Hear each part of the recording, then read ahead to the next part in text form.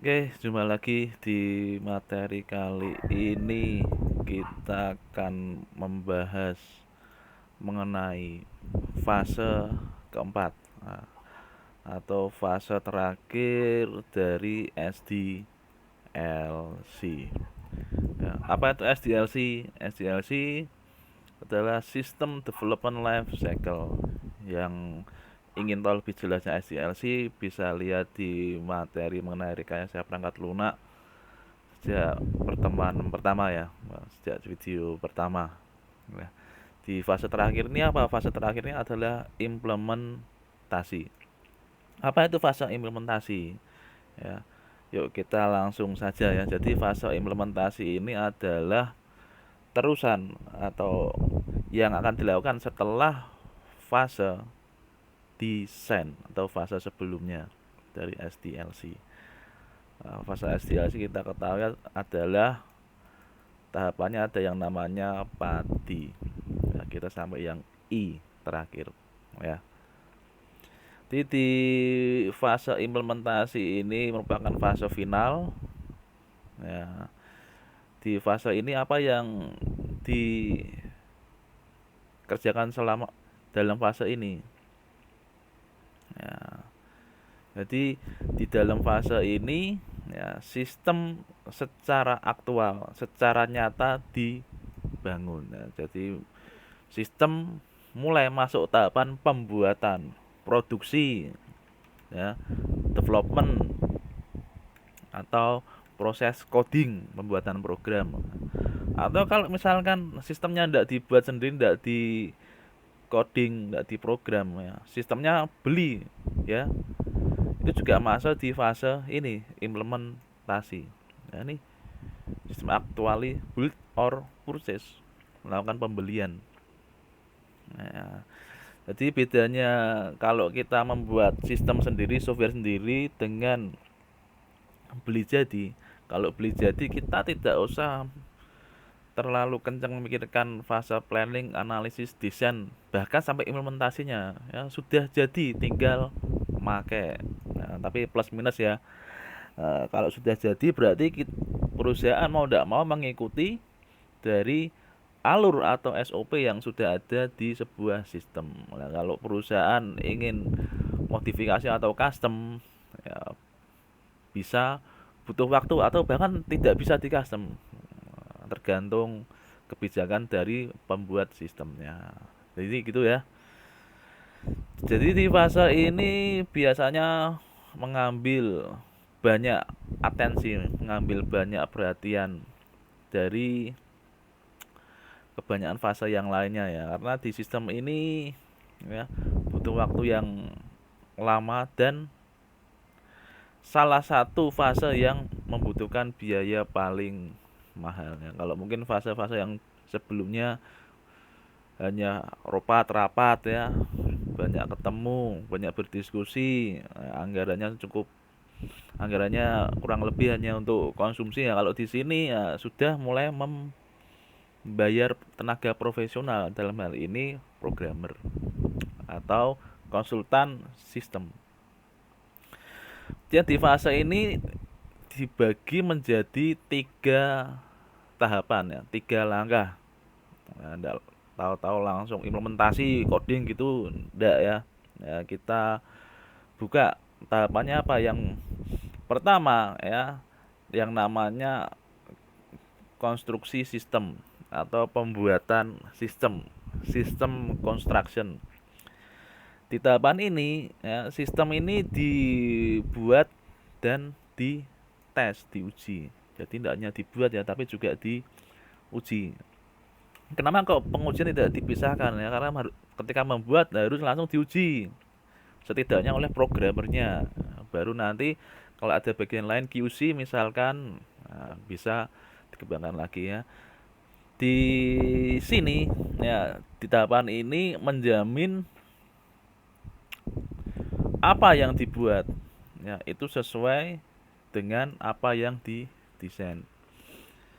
Ya, sesuai dengan desain awal dibuat. Ya, kalau misalkan berubah boleh enggak? Bisa dikomunikasikan saja ya.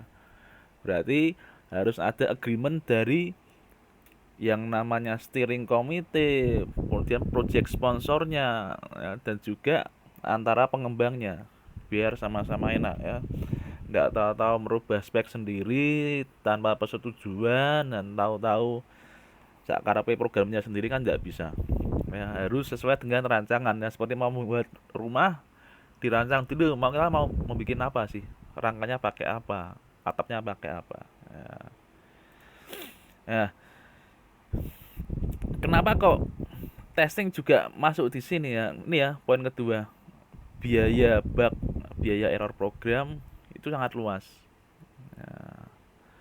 Bahkan di beberapa perusahaan organisasi memberi lebih banyak waktu ke pengujian daripada ke pembuatan program.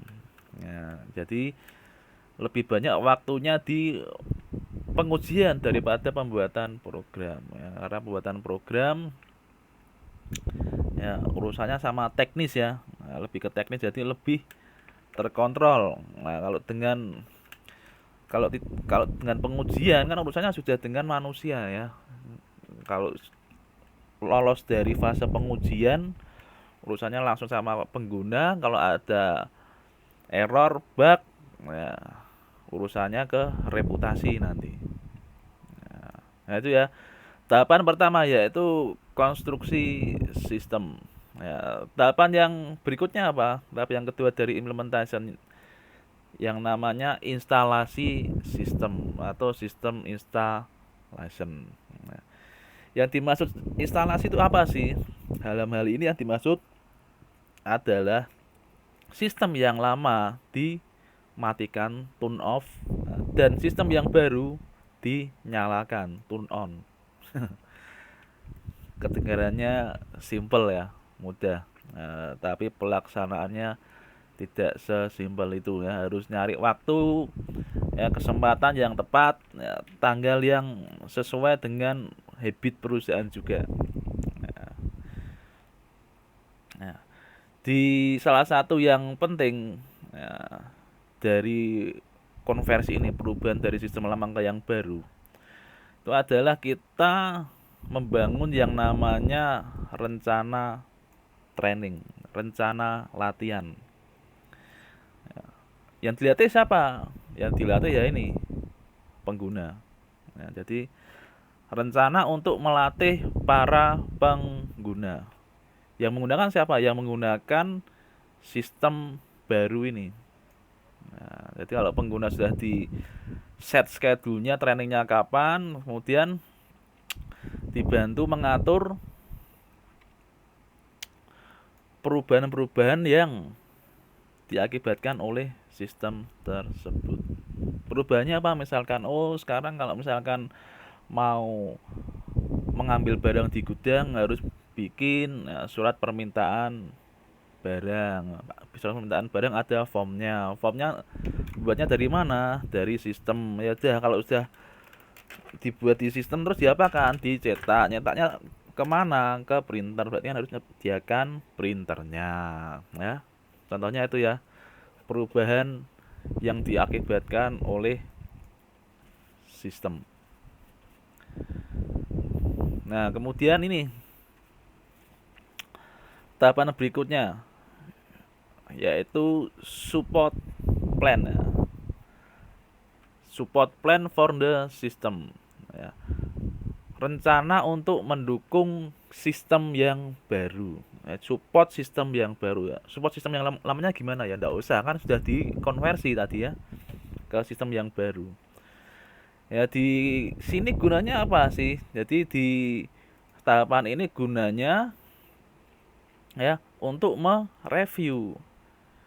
Review isinya apa? Identifikasi perubahan mayor dan minor. Ya, jadi jangan senang dulu ya kalau fase implementasi selesai itu bukan berarti PR selesai. Belum ya. Karena ya masih ada kemungkinan-kemungkinan yang terjadi, bisa saja perubahannya itu mayor, besar, atau kecil, minor. Ya, tergantung keperluan dari sistem. Kan yang semua itu ketahuannya nanti kalau sudah di lapangan ya. Kalau di atas kertas ya kita bisa prediksi. Tapi kalau di lapangan ada faktor-faktor X yang tahu-tahu muncul yang sebelumnya tidak kita perhitungkan. Ya, itu ya. Di tiga tahapan dari fase implementasi yaitu konstruksi sistem, instalasi sistem dan rencana dukungan support plan. Nah, rangkuman dari 4 fase yang ada dari planning, analysis, design, implementation ya, masing-masing fase ini menghasilkan produk ya. Ya, produknya apa? Nah, dari fase planning, produknya namanya rencana kerja project plan. Dari analisis, produknya apa? Proposal system. Dari desain, produknya apa? Spesifikasi sistem. Dari fase implementasi, produknya apa? Sistem yang baru dan rencana maintenance atau support plan ini. Ya. Oke, gitu materi mengenai fase 4 dari sistem development life cycle yaitu implementasi. Kurang lebihnya mohon maaf, dan saya akhiri dengan happy coding.